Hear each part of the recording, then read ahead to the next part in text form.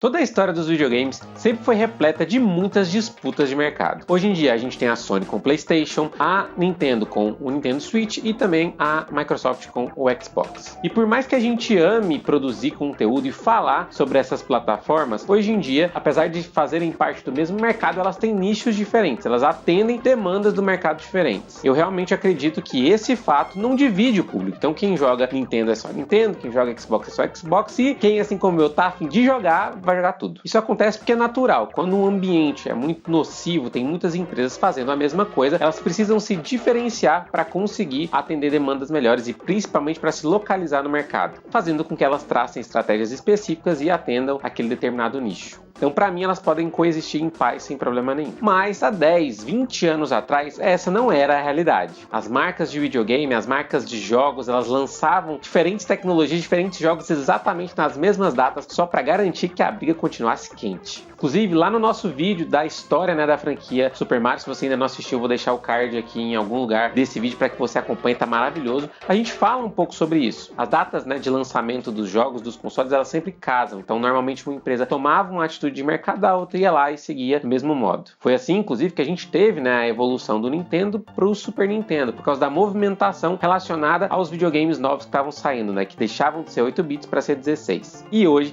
eu quero trazer um episódio muito especial dessa história. Eu diria que é uma das histórias mais legais que a gente tem dentro do ambiente dos videogames. Eu vou pedir a sua companhia. Hoje a gente vai falar sobre o Nintendo PlayStation, esse projeto secreto aí entre a Nintendo e a Sony que, por simplesmente existir, mudou definitivamente a história dos videogames. Pois é, num determinado momento, Sony e Nintendo trabalharam juntas para a construção de um console completamente novo. Claro que o plano deu errado e hoje elas são concorrentes. Inclusive, é possível encontrar por aí algumas das unidades, dos protótipos feitos para esse console. É muito difícil de encontrar, mas tem colecionador aí que já pagou uma bagatela para ter um desses protótipos na sua mão. Calma que você já vai entender tudo depois da vinheta.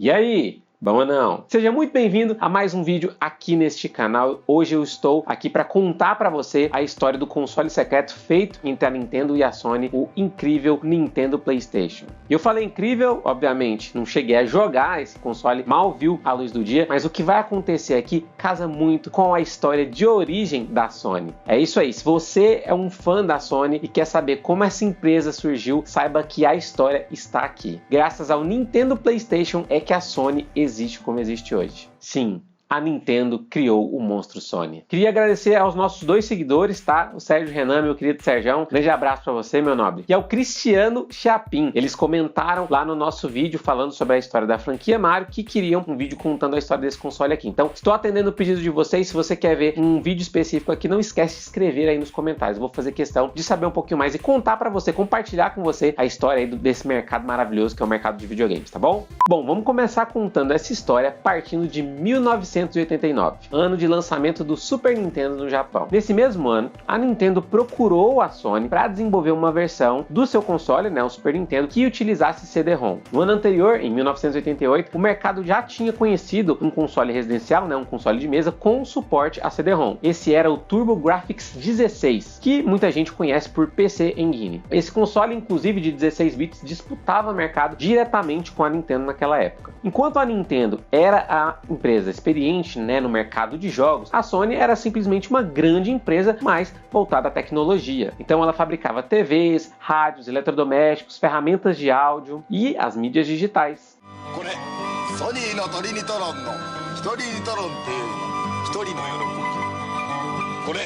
It's a Sony.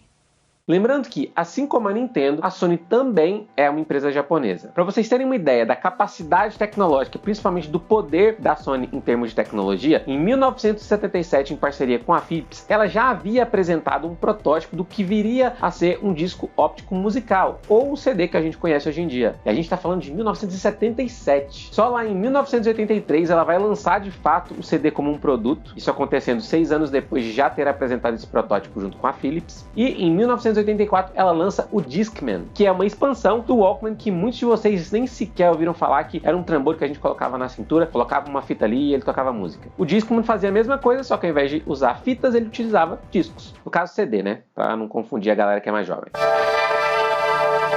Discman Sony, o mais puro som digital no menor CD player do Brasil.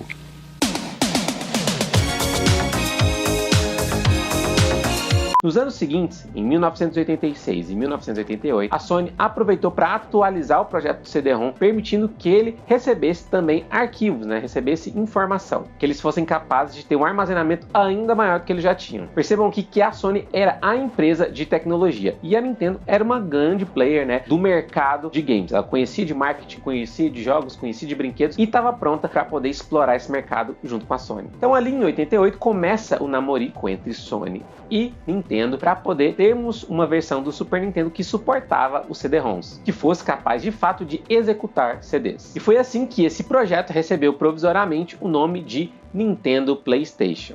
Só presta atenção aonde é que isso vai dar. Segura. Essa história é muito boa, na moral. Olha o que vai acontecer. Nessa época, um dos engenheiros da Sony era um cara chamado Ken Kutaragi. Eu vou pedir para vocês guardarem muito bem esse nome. Esse cara tinha o sonho de convencer a Sony a entrar para o mundo dos jogos e foi, inclusive, um dos primeiros a iniciar o projeto do Nintendo PlayStation juntamente à Nintendo. Foi ele um dos responsáveis por tirar a ideia do papel e fazer a parceria acontecer. Inclusive, essa vontade do Ken surgiu quando ele viu a filha dele jogando lá o Nintendinho. Ele assistiu a filha dele jogando ali alguns jogos de NES e pensou, por que a Sony não faz isso também? Então foi aí que a Sony foi contratada para fazer os subsistemas de áudio que viriam a ser utilizados lá dentro do Super Nintendo. Então o Kutaragi pegou o contrato que havia com a Nintendo e seguiu trabalhando normalmente. Porém, secretamente, esse cara desenvolveu um chip que ele chamou de Sony SCP-700. A ideia dele era convencer os executivos da Sony a adentrar no mundo dos games. A galera não se mostrou nem um pouco interessada, afinal de contas a Sony era muito forte no quesito tecnologia. Porém,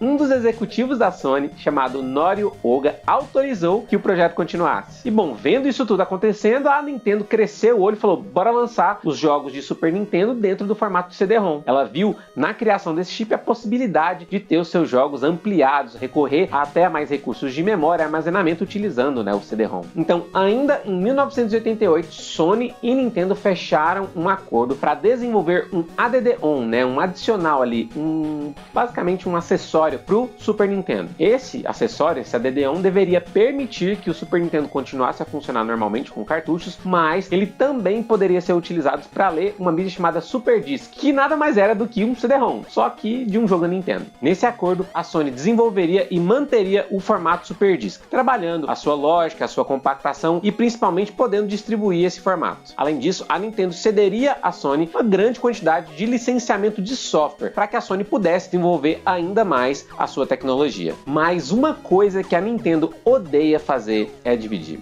E aqui a gente está dizendo que a Nintendo estava entregando para a Sony a sua tecnologia. Partes, mas estava entregando. Para terminar de fechar, a Sony estava buscando agressivamente os mercados da música e dos filmes. Por isso, ela exigia que houvesse uma parceria exclusiva entre ela e a Nintendo. Ou seja, se a Nintendo estivesse indo para o mercado de música ou indo para o mercado de filmes ou lançasse alguma coisa nesses mercados, ela teria que colocar a Sony no contrato. O presidente da Nintendo na época, Hiroshi Yamauchi, já estava considerando meio que inaceitável esse contrato, uma vez que a Sony estava levando cada vez mais coisas da Nintendo. Ele estava bastante desconfiado em entregar tanta informação assim na mão de outra empresa. Para vocês terem uma ideia, a Sony ela já era a fornecedora exclusiva dos chips de áudio que a Nintendo utilizava. Nessa época, o SSMP, que foi inclusive utilizado no Super Nintendo. Além disso, essa era uma ferramenta de desenvolvimento exclusiva da Sony que ela fazia a Nintendo pagar para ela para poder utilizar. E rapaz, a Sony cobrava caro da Nintendo. Mas sabe de uma coisa que não é cara? Esse vídeo aqui. Ele é de graça, então não esquece de conferir se você já deu like. Se você ainda não deu like, dê like nesse vídeo aqui. Não esquece de se inscrever neste canal. Estamos trazendo conteúdos aí da história dos videogames e também as últimas notícias desse mercado maravilhoso. Aproveita para ativar o sininho aí para não perder mais nenhum vídeo, fechou? Vendo todo esse cenário acontecer, o presidente da Nintendo, Yamauchi, decidiu procurar a Philips para encontrar nela um possível substituto do trabalho que a Sony já vinha realizando, mas principalmente um contrato melhor. Nesse momento, a Philips era uma das maiores rivais da Sony. Então, o presidente da Nintendo foi lá e enviou o presidente da Nintendo of America, que nessa época era o seu genro, Minoru Awakawa, e Howard Lincoln foram até a Holanda para negociar um contrato mais interessante com a Philips. Para jogar ainda mais pimenta nessa discussão, a Philips ofertou à Nintendo um contrato praticamente que irrecusável. Nele, ela devolvia o controle sobre os softwares produzidos para a Nintendo e principalmente causava o máximo de problemas em relação a licenciamento para a Sony. A estratégia da Philips aqui era realmente tirar a Sony da jogada. E a Nintendo também, ela realmente não queria que a Sony tivesse tanta informação a respeito das operações dela, mas principalmente dos softwares. Aí a gente pode fazer um comparativo em relação aos jogos. A Nintendo sabe muito bem que o que é forte no mercado dela são, as suas franquias, são os seus jogos, então faz bem sentido. A gente tá falando, gente, de um momento na história dos videogames onde as empresas brigavam, assim, por cada cartucho vendido, por cada jogo vendido, brigavam por espaços nas páginas das revistas especializadas. Em 28 de maio de 1991, rolou a Consumer Electronic Show, um evento de tecnologia e eletrônica que aconteceu lá em Chicago, que apresentava para o mercado as principais novidades desse meio. Nessa ocasião, a Sony revelou ao mundo orgulhosamente que estava trabalhando com a Nintendo para a construção de uma versão do Super Nintendo com um drive de CD embutido.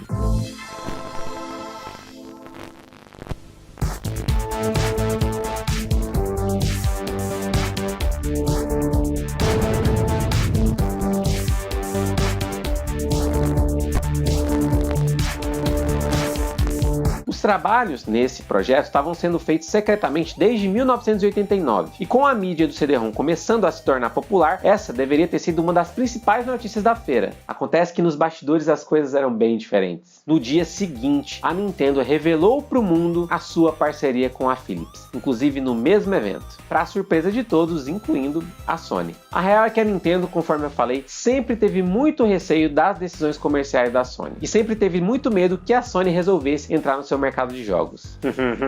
Isso porque nesse momento a Sony tinha uma dominância tecnológica muito grande, enquanto isso a Nintendo estava disputando o mercado de videogames com a Sega. A última coisa que ela ia querer era um concorrente novo. Estamos chegando!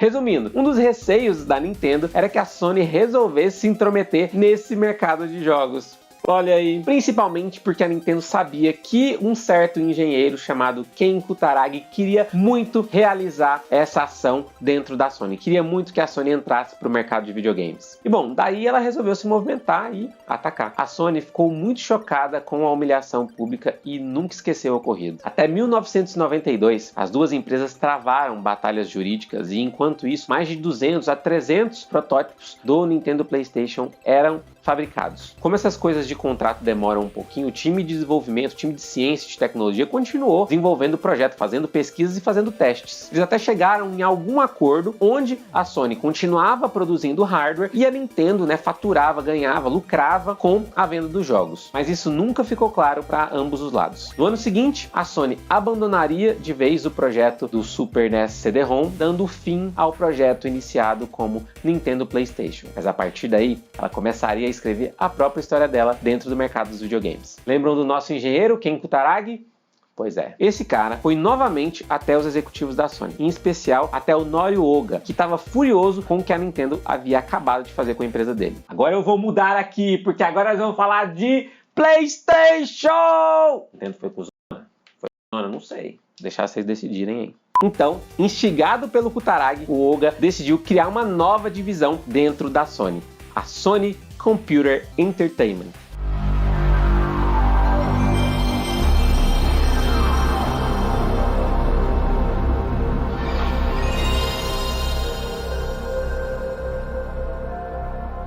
Ele colocou o próprio Ken para chefiar essa divisão. E graças a ela, nós tivemos a grande união do armazenamento em CD-ROM com um motor de gráficos 3D. Essa união resultaria no nosso querido Sony PlayStation. Sabe quando você não quer que algo aconteça e acaba fazendo tudo para que aquilo aconteça?